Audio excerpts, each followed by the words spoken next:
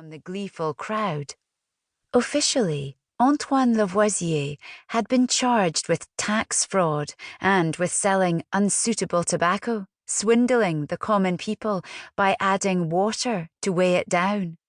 But he knew as well as anyone that he was really on trial for something else, being an aristocrat and an academic, for having spent the previous decade of his life with his wife, holding salons in their apartment with intellectuals and artists, events where Marie-Anne served tea and repartee and biscuits made by their servants.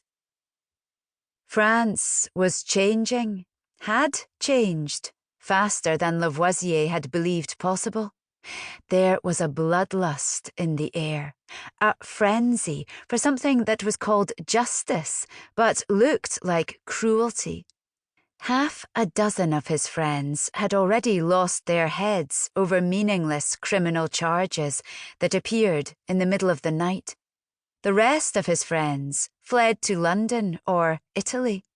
The Lavoisiers had had their chance too to run away to England, but they weren't able to leave their experiments, their laboratory. They were so close. Now it was too late.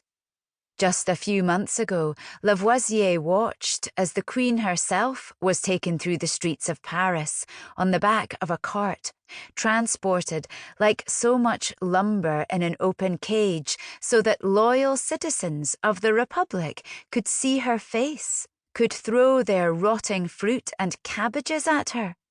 Lavoisier had to force himself to look. The last time he had seen the Queen, he had been a guest at Versailles, demonstrating a new form of chemical combustion for King Louis and his court. The Queen had been wearing yellow satin, and her hair was powdered and teased a metre high, dotted with ostrich feathers and pearls. She had been laughing. He remembered that. She laughed when he'd made the small explosions, the smoke first blue and then green and then purple, meant to dazzle and amuse. Her face was young and her cheeks had high colour.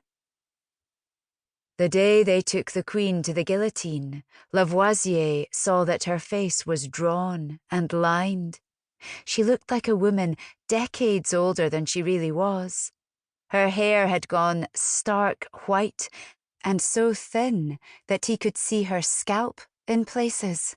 Her eyes, Lavoisier observed as the cart passed, were empty and blank. It was as if she had died already, a long time ago. A guard with a bayonet pulled Lavoisier toward the stage. Some of the onlookers tried to trip him or get in a blow as he walked past, but Lavoisier barely noticed, so focused was he on scanning the thousands of faces for his wife, Marie-Anne. "There!" he shouted. The sun lit her from behind, her hair giving her a golden halo. She stood near the wooden steps of the platform, her eyes determinedly scanning the crowd, and her mouth straight and tight. The guard looked back at Lavoisier in confusion, not sure what he had shouted about. Just then, Marie-Anne saw her husband, and she started swimming her way against the current of bodies to get to him. The guard jostled Lavoisier, trying to force him along. He resisted. "Surely the Republic's justice can wait long enough for me to kiss my wife farewell?" The guard sighed, but paused and let the pair embrace. Marie-Anne whispered in her husband's ear. No one noticed her pressing a small vial into his palm. The guillotine's blade was brown with blood.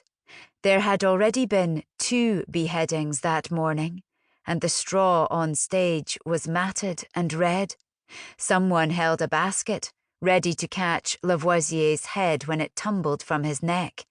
Others held their white handkerchiefs aloft, hoping for blood splatter. Marie-Anne Lavoisier didn't watch her husband ascend the small wooden steps onto the